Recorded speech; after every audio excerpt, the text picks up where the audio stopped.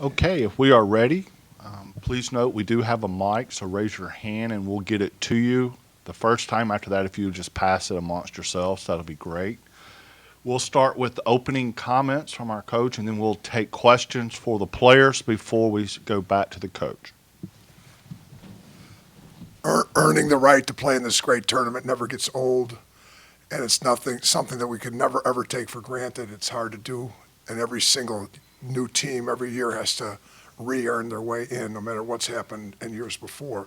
I'm really proud of this basketball team because they basically competed all season, missing three key starters, and for the seniors to put together the season that they put together, given the adversity of having three starters out for the majority of the season, it's just even makes it more difficult to be here.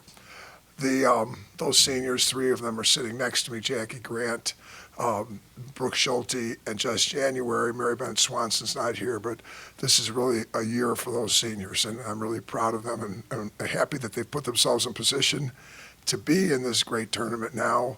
Once you're here, you have to constantly look forward and address the next game. And Northern Iowa is a really, really good basketball team. Tanya Warren does a really great job coaching that basketball team. We began watching them early this season because they did play Big East Conference foe Creighton early in the year. So I'm thrilled that Northern Iowa is in this tournament. They earned the right to be in this tournament, and I'm thrilled that a team like Northern Iowa was recognized and is in this tournament. As tough as that's going to be for us to have to play against them, I'm still really happy that they're in this tournament. Okay, we'll take questions for the student athletes. Brooke, Coach was talking about Northern Iowa. Oh, sorry. Coach was talking about Northern Iowa. I'm sure you guys have watched some tape now on them and everything. What makes them difficult, and what do y'all have to do to be successful? From what we've seen, they have all around great guards, post play. They're a phenomenal team, and we're just gonna have to play hard and go out there and have an edge on. Danny Smith, Starkville Daily News. Welcome to Starkville, everybody. Jessica, I guess a question for you. Just talk about the DePaul program. I know you've only been involved with it just a short time, but just talk about the tradition that you knew you came to with 15 straight NCAA tournaments, and what that means to you. Yeah, it means a lot. This is my fourth time being in the NCAA tournament, and like Bruno said, it doesn't get old. We never take it for granted, and it's one of the reasons I came to DePaul. I think that it's had a history of being such a great program, and Bruno is obviously a really phenomenal coach, and I'm just really proud to be a part of this program.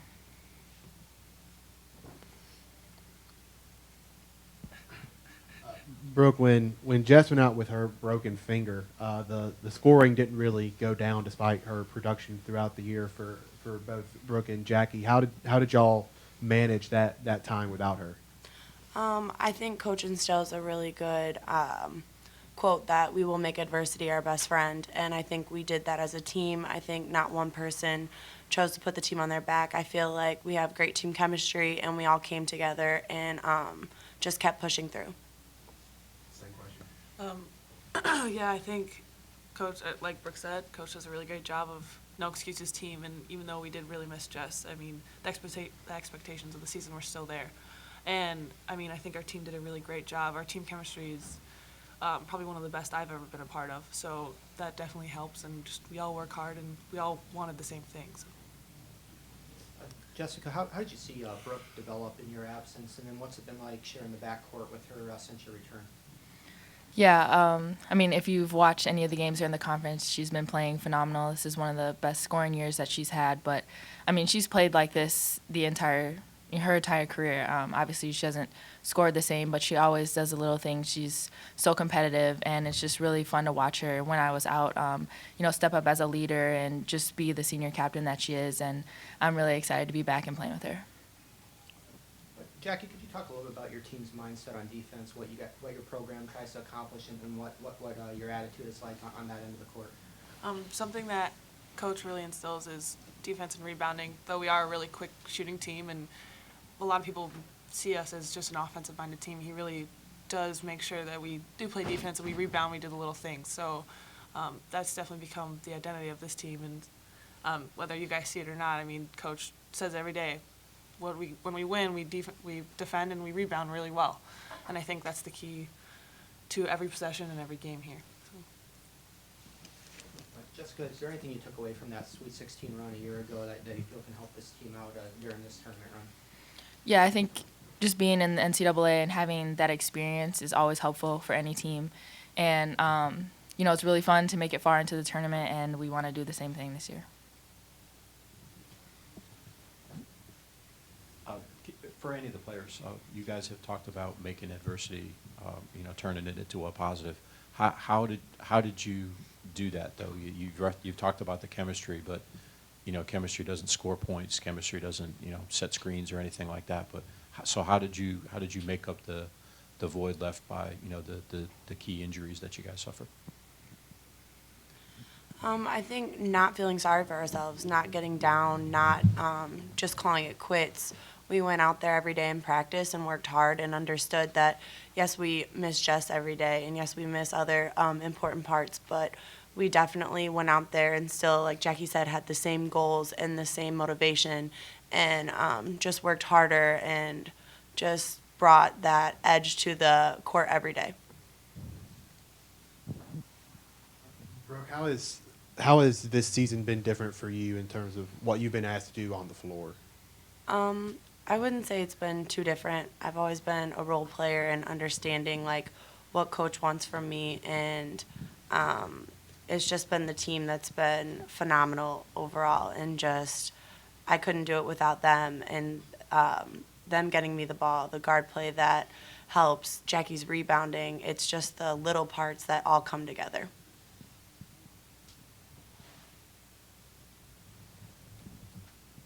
Okay, ladies, you're dismissed. Thank you. Thank you. Thank you.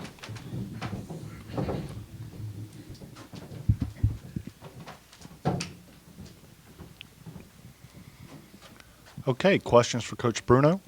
Doug, just looking at Brooke's career, going from scoring 1 point a game early to scoring 16, I mean, have you had many players that have, I guess, has evolved as much as her and turned into a scorer over the years like she has? Well, I always believed Brooke was a scorer when we recruited her. We recruited her to be a scorer. And one of the most unique aspects of her personality, of her mental makeup, which I really should have understood sooner, but I didn't really get it until Jessica went down, is that most scorers have a scorer's ego. They want the ball and they want to shoot, and they're not. Doesn't mean they're selfish, but if you coach scorers, they want the ball. Brooke is a service person. She's a person that's got a service mentality, and so it's just very unique to have someone that can score as innately as she does, and yet still thinks more about serving other people. I mean, she's in nursing. She wants to be, that's just her makeup. The question asked earlier, what did you do different? And she said she went back to chemistry and team and all that. She shot more. She took more shots. I mean, that's, and why did she take more shots? Because it's her nature to defer. It's her nature to make sure that everybody else is taken care of first. So that's why I think it took her a while. At the beginning of this season, I was really I never said it to her. We said it in staff meetings. I was expecting more out of Brooke coming out of the blocks this year. In our 12-game non-conference season, she started to come on at the end. She had 21 against Syracuse and a big win when they were 11th in the nation. She had 19 against Notre Dame. So it was starting to come. But at the same time, I think it really, she had to look in the mirror and say, there's nobody else, there's nobody to defer to. And then that's when she just took over. Very talented scorer. That's why we recruited her. So it doesn't surprise me at all that she scored like she has. She has improved. She deserved the Big East Most Improved Player award, but at the same time, we recruited her to score the ball. Coach, could you talk about the consistency of your program going to 15 NCAA tournament straight? And I know that's not easy to do. Well, there's three reasons why we're successful at DePaul. Number one, I have a great administration and great administrative support. Gene Lenti Ponsetto is a great athletic director. Father Dennis Holt Schneider, who is leaving us at the end of this year, has been a great president. Catherine Statz is in the room right now as a senior associate athletic director.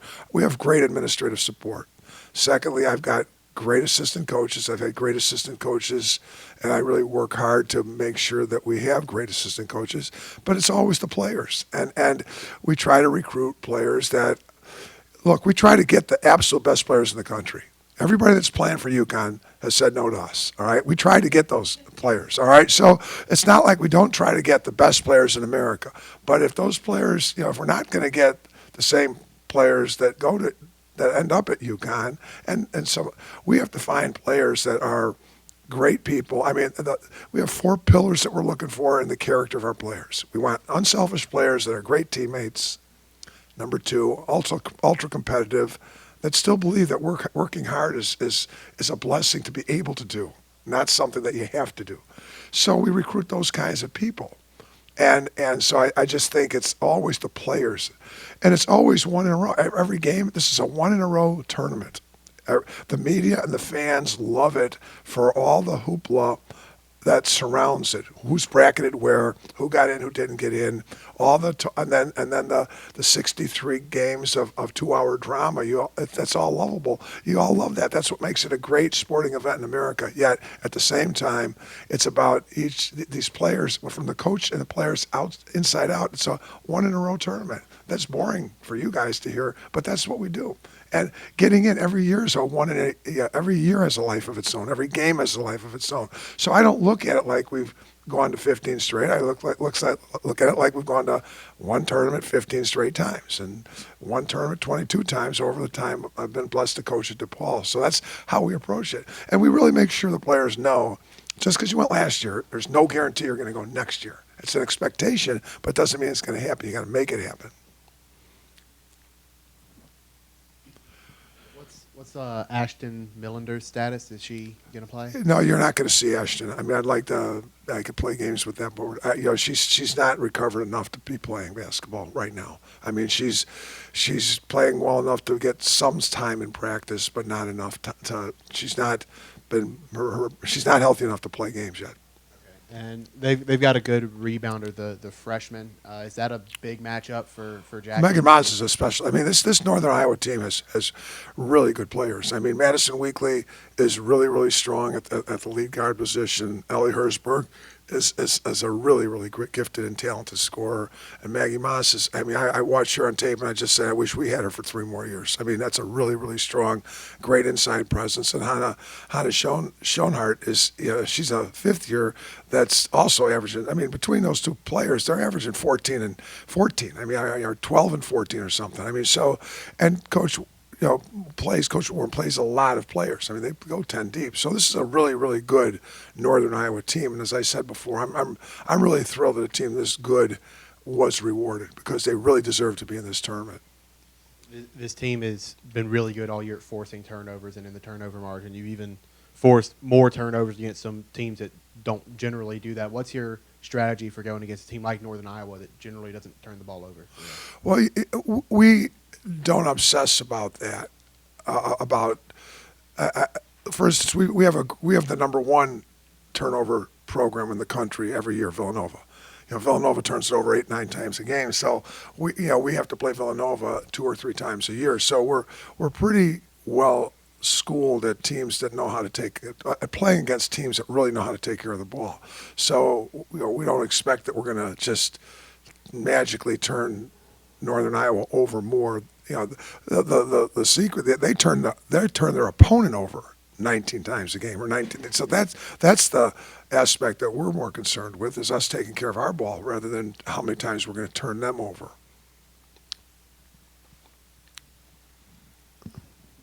Coach, obviously different styles, but one stat that's kind of similar is each team has been able to generate more shots through turnovers and offensive rebounds in your team in Northern Iowa. What type of pace do you see the game playing out on Friday? Yeah, when people think and talk about DePaul ball, they think that all we do is run up and down and play fast. And I just do think that we really work hard at being able to win a game at any and every pace. So yes, we'd like to push pace. Yes, we like to score more. I think that's a process. The purpose of that is to. I really do believe it's not a cliche when people say that offense sells tickets and defense wins games, and defense and rebounding wins championships. I really do believe that. That's not a cliche; it's a truism. But I think it's important that we do sell tickets. You know, that some people scoff at the fact that offense sells tickets like there's something wrong with that. In women's basketball, there's nothing wrong with wanting to sell tickets. So women's basketball needs tickets to be sold. So we do want to score the basketball, but we also work from day one to put our players, and they know it, to be in position to win any kind of pace.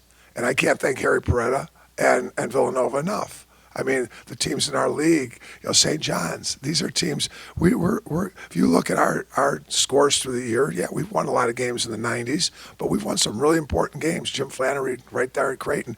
I mean, we've won some really good games in the 60s and even 50s. So, I know it's going to be a hard-fought game. I know Coach Warren in Northern Iowa is a really, really good defensive ball club, and this thing could become a taffy pull or a really ugly struggle defensively. If it does, it does. We've got to be able to be prepared at this point in time of the year to win every single possession, and regardless of the pace and tempo. Good morning, welcome. To your point about selling tickets for the women's game, it's that time of year again, NCAA tournament, where the topic usually comes up. Where do you think that the women's game is? Obviously, we've gone back to playing at host sites for the top 16. Is that a continued thing that you foresee in the future, or do you see more changes going back to neutral sites, or what do you see some of the challenges for the women's game? I'm smiling for two reasons. All right, I'm looking at a New York Yankee logo, and I'm a Chicago Cub fan. I'm a Chicago Cub fan, and we've got one championship, and they've got a gazillion championships. All right, but I'm also smiling because I'm old, and old is good, and that means I've been here long enough to see the changes from home sites to neutral sites to predetermined sites to back to home sites. And the basic question is, where do I see the game is getting better and better every single year. I see it growing every single year.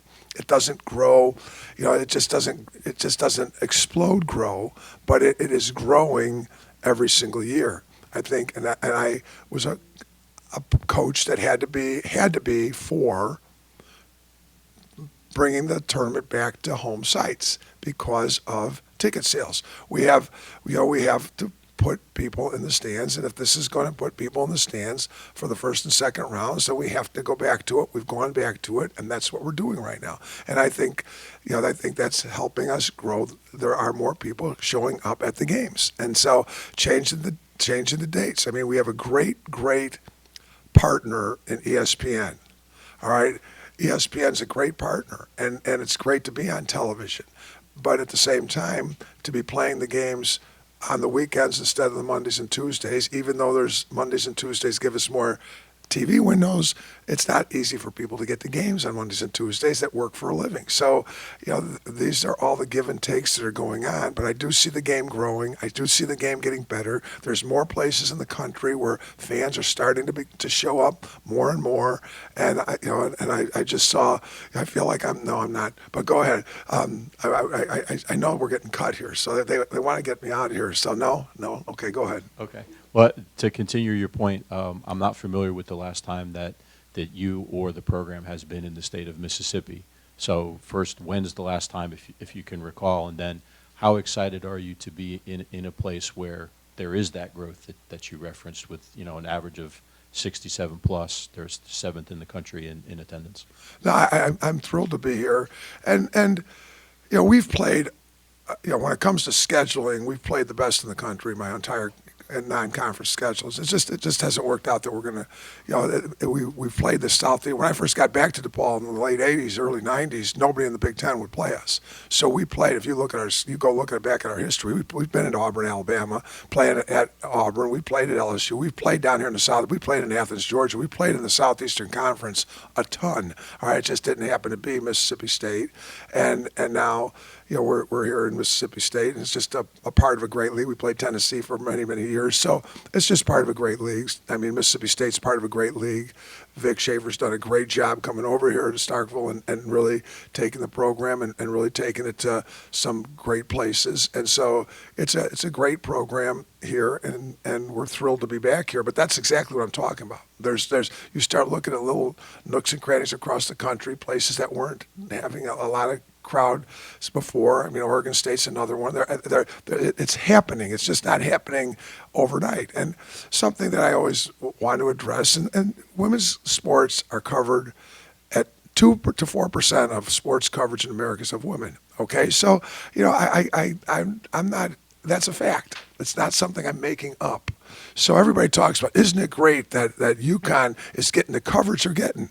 Well, dadgummit, they had to win 100 straight games to get that coverage. I mean, you have to win 100 straight games as a women's program. I mean, last year when they go to the 10th or 11th national championship, it's a little blip on the radar. I mean, they get a little noise here and there, but you have to live next to Bristol. All right, and Bristol, Connecticut. All right, not Tennessee. All right, and you have to win 100 straight games, and then you get some coverage. So the point is, what comes first, the chicken or the egg? And I appreciate you all here for being here. And at the same time, if we ever could get some kind of coverage, more, and don't tell me the newspaper world's changing, all right? We get that, all right? It's all social media. We get that, all right? But there's still people that do open up a newspaper and read a newspaper, and there's still television, and there's still radio, and it's still 4%. I didn't say 24%. If I was talking 24%, that's still 76 men, 24 women, all right? 4%. I mean, it's really...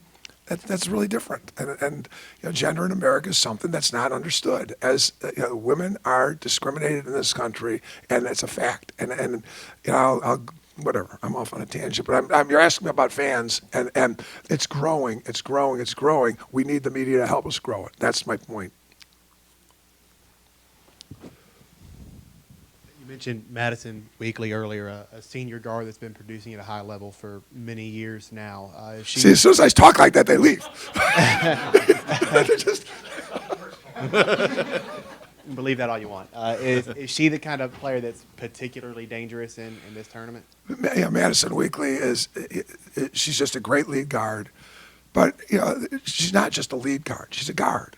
And when you've done this as long as I have, I've done it before there was 1s, 2s, 3s, 4s, and 5s. All right. And now the modern day vernacular is a stretch 4. All right. What's that mean? That means there's a guard skill big kid. A big kid with guard skills is a stretch 4. Well, what's a 1 when they give up the ball?